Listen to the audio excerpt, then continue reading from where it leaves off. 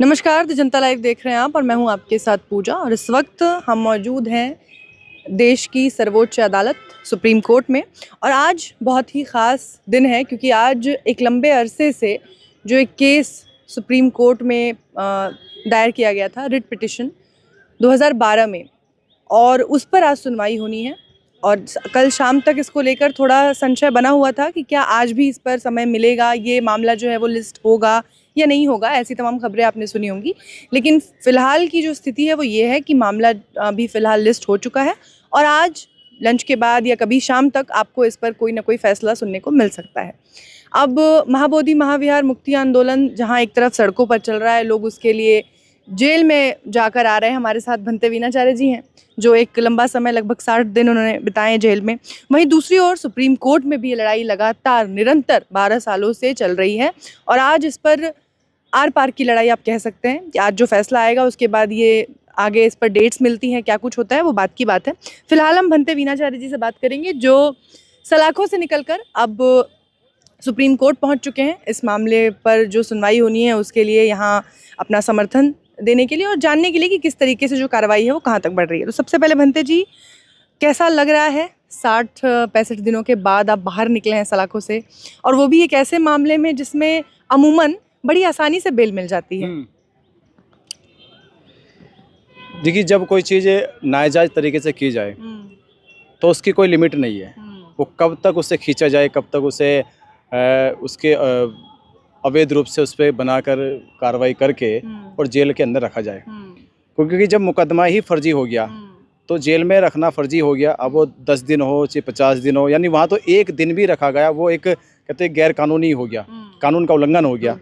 तो कानून का उल्लंघन करके भी वहाँ पे 60-70 डे रखा गया। उसके बावजूद भी हमें उस चीज़ की चिंता नहीं थी कि हमें यहाँ पे जेल में रखा गया। चिंता इस बात की थी कि कानून, जहाँ देश के 140 करोड़ लोग कहते हैं कि जब हर जगह से वो निराश उदास हो जाते हैं और लगता है कि अब कोई तुम्हारी सुनने वाला नहीं है, तो एक ही विकल्प होता है, वो कानून। और कानून के साथ जुड़े हैं उनके सिपाही, उनके कस्टोडियंस जिनको कहा जाता है, वो लोग जुड़े हुए हैं और उनसे उम्मीद होती है कि हमें न्याय मिलेगा। पर जब वही अन्याय करके और खास से बौद्ध भिक्षु को ये कहकर कि इन्होंने किसी पर 307 जैसा जो कहते अपराध होता है, मतलब किसी को जान से मारने की कोशिश करी है, और उस एफआईआर में ये लिखा कि पसली तोड़ दी है, दांत टूटे हैं, गले को कस दिया है, तो पूरा मारने का प्रयास था।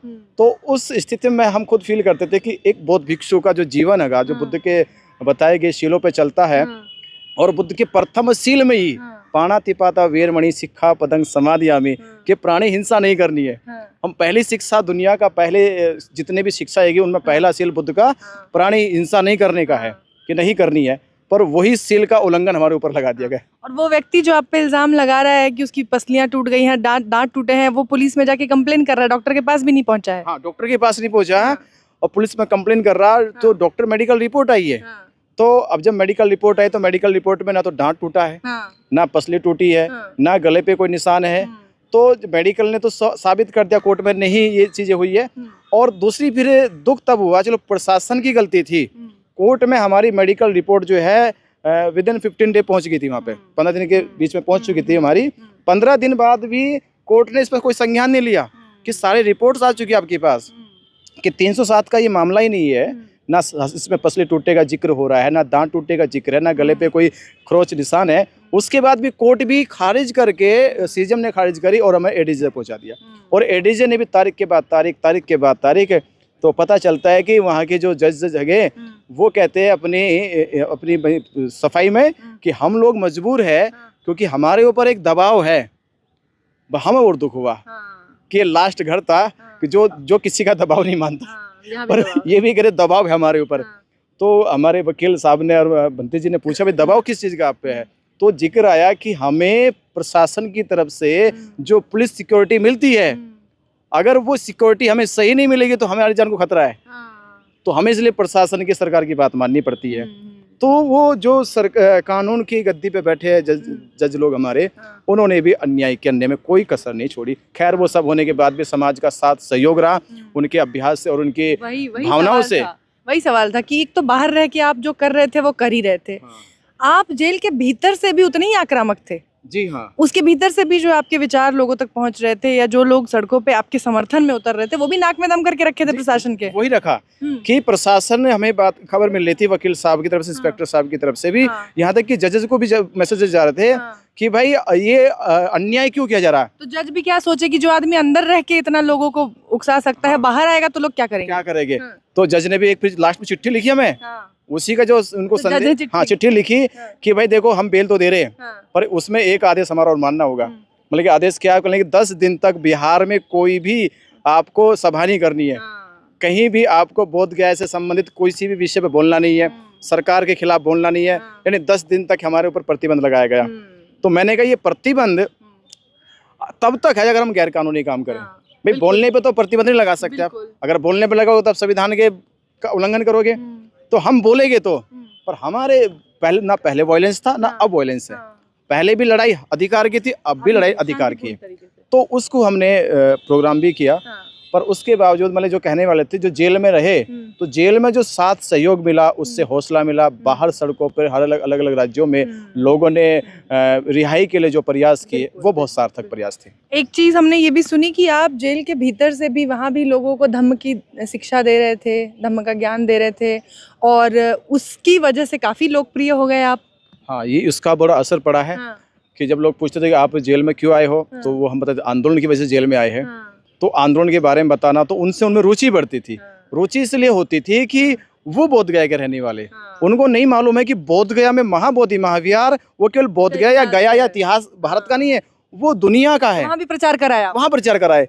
तो वहाँ में लगता है कि मुझे बहुत बड़ी आबादी में लोगों को पता चल गया कि बोधगया की वो धरोहर है जो वैश्विक स्तर पर अपनी एक पहचान रखती है।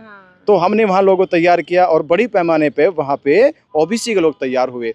और एक सवाल, जो तक हम बाहर थे और हम जब आप गए पूछते थे कि भाई ये लोकल के लोग जुड़ रहे नहीं जुड़ रहे, तो हम कहते थे कि लोकल के लोग नहीं जुड़ रहे हैं। तो हमारा वो सवाल का उत्तर हमें जेल जाके मिला। हम जब जेल गए तो पता चला कि जिनको हम बाहर खोज रहे थे कि समाज के लीडर कहाँ हैं, समाज के जिम्मेदार कहाँ हैं, जो महापुरुषों की विचारधारा में विश्वास रखते वो लोग कहाँ हैं, तो वो लोग सबको फर्जी मुकदमे लगा के जेल के अंदर रख रखा था। तो जिनको हम बाहर ढूंढ रहे थे वो अंदर थे, तो वो भी अंदर मिल गए। उन्होंने कहा कि हम बाहर निकलेंगे और इस आंदोलन का हिस्सा बनेंगे ताकत के साथ। तो ये मतलब वो कि चीवरधारी कहीं भी रहे, जो धम्म का उपदेश है वो देने का काम इन्होंने कर लिया, और जो लोग बाहर नहीं मिले वो जेल के अंदर मिले और अपना काम अपने बखूबी किया।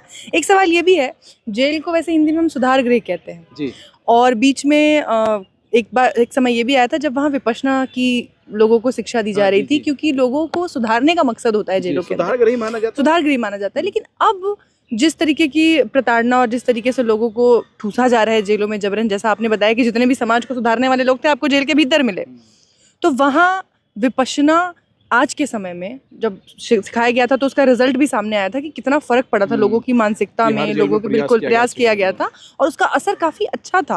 लेकिन उसके बाद अब उस चीज को सुचारू रूप से चलाया नहीं जा रहा है और उसे बंद कर दिया गया है।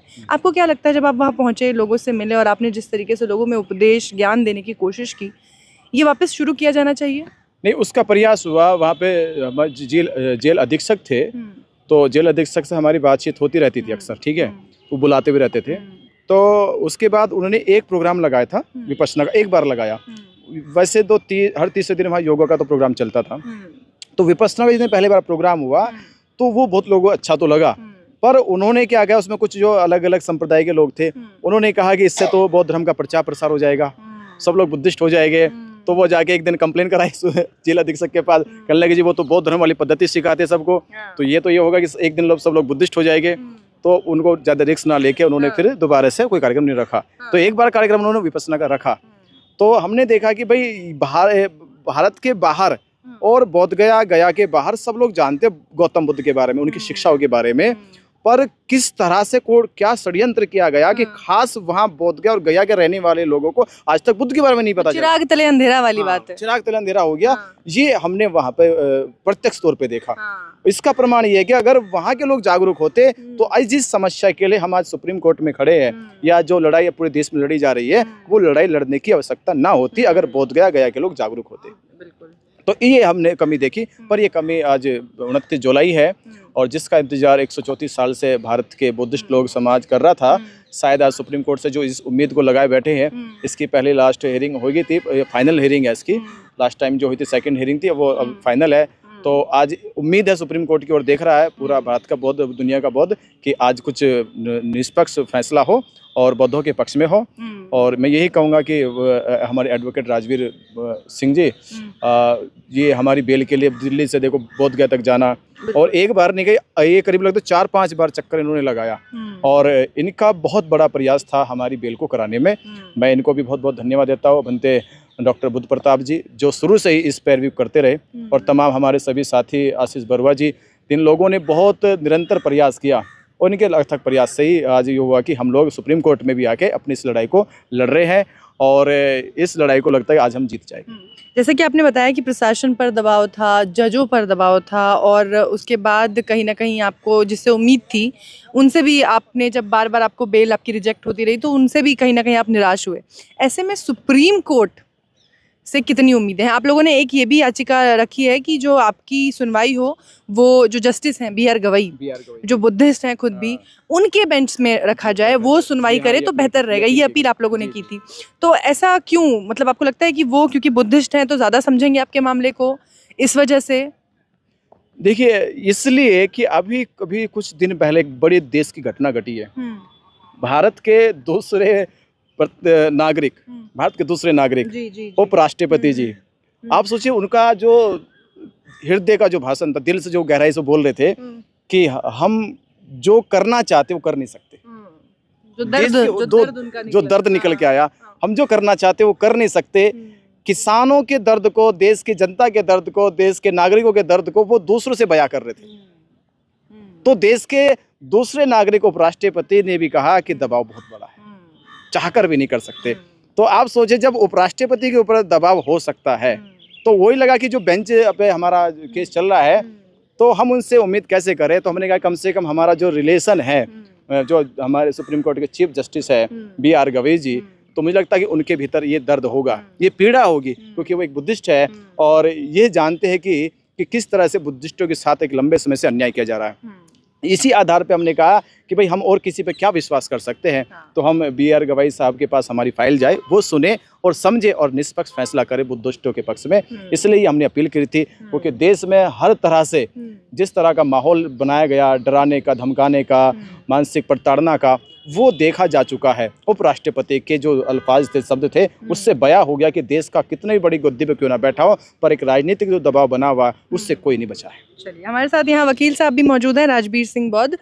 सर, आपने भंते जी के लिए, उनकी बेल के लिए बहुत मशक्क़त की, और उसके लिए बहुत बहुत बधाई के पात्र हैं आप। लेकिन अभी इस वक्त जो सबसे बड़ा मामला इस यहाँ चल रहा है और 12 सालों से फंसा हुआ है, पहले तो ये समझ में नहीं आता लोगों को कि 12 साल कैसे लग सकते हैं इतने छोटे से मामले के लिए।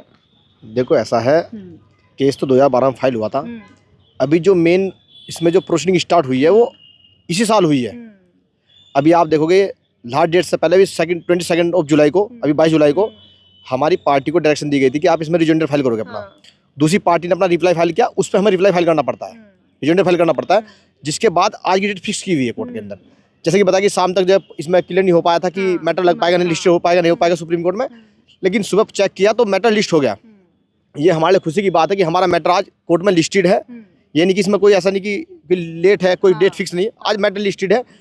और प्रयास ये भी कि आज मैटर सुना भी जाएगा, क्योंकि अभी जो है, अभी हमने देखा कि आइटम नंबर 9 चल रहा था, और बीच के 2 मैटर 30 और 39 तो ऑलरेडी हो चुके हैं, अर्जेंट मैटर हियरिंग में थे वो, और अभी लगा तो हमारा मैटर भी पहले आ सकता है।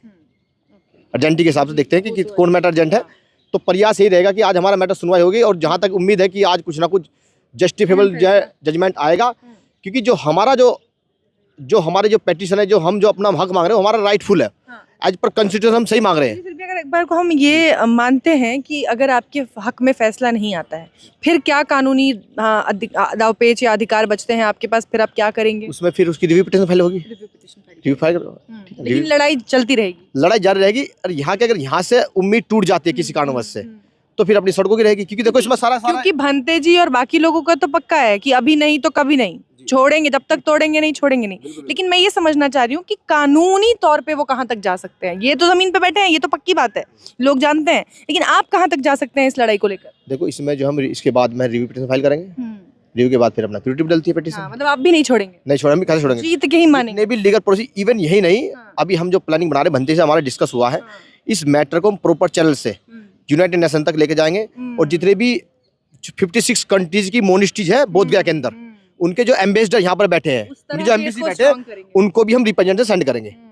क्योंकि क्या है कि वहाँ पर कंट्री के लोग बैठे हैं, अब जो हमारे यहाँ के जो ब्राह्मणवादी लोग हैं, जो हिंदुत्व मानने के लोग हैं, उनको बाहर की कंट्री वाले समझते हैं शायद ये बुद्धिस्ट मोंक ही है, जैसे योगी बाबा जी हमारे हैं, अन्य लोग हैं, पहनावे से, तो वहाँ वो उनको ना डिफ्रेंशिएट नहीं कर पा रहे हैं कि ये अलग है, ये अलग है, सब मिक्सअप चल रहा है।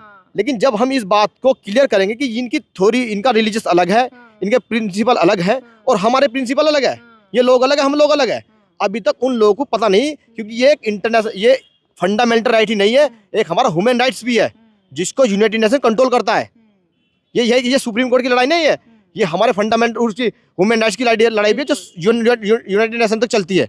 तो हम इस लड़ाई को यहाँ के बाद देखते हैं आज हियरिंग में क्या होता है, अगर पॉजिटिव आता है तो वेल एंड गुड है, अदरवाइज फिर जो हम आगे प्रोसीड करेंगे। चलिए, बहुत बहुत शुक्रिया। तो ये मामला है कि अगर सुप्रीम कोर्ट से आज जहाँ तक उम्मीद की जा रही है कि कोई ना कोई राहत मिल सकती है, फैसला भले ना आए लेकिन आगे की डेट्स भी मिले और उस पर कार्रवाई जो है वो कम से कम इस तरीके से आगे बढ़े कि कुछ राहत की उम्मीद भी मिले, तो इस कार्रवाई को देखते हुए अगर फैसला आता है तो बहुत बढ़िया, नहीं तो इस पूरे मामले को इंटरनेशनली भी ले जाने की पूरी तैयारी है। और दूसरी तरफ जो यहाँ बनते आप देख सकते हैं, इस वक्त चारों तरफ सुप्रीम कोर्ट में आपको चीवरधारी लोग दिख रहे हैं, तो ये अब इस बात की भी कहीं ना कहीं पुष्टि कर रहा है कि सड़क पर जो लड़ाई लड़ी जा रही थी बोधगया में, वो दिल्ली और दिल्ली से अब सुप्रीम कोर्ट के जो दरवाजे हैं वहाँ तक पहुँच चुकी है। जल्द ही इस पर आपको कोई अच्छा फैसला सुनने को मिल सकता है।